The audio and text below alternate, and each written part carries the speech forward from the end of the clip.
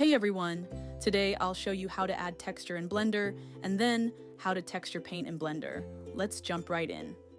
Select your object. In edit mode, press U, click on Wrap Angle Based, go to the shading workspace. Add an image texture node,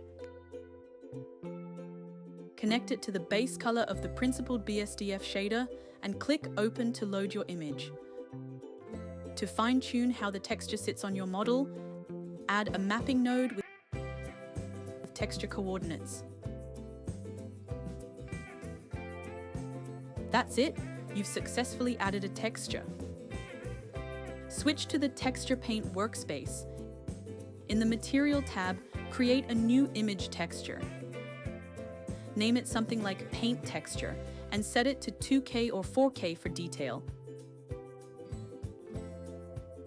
Choose your brush, pick a color, and start painting directly on the 3D model. Adjust brush size and strength as needed. Want to erase? Press Ctrl and Z to erase.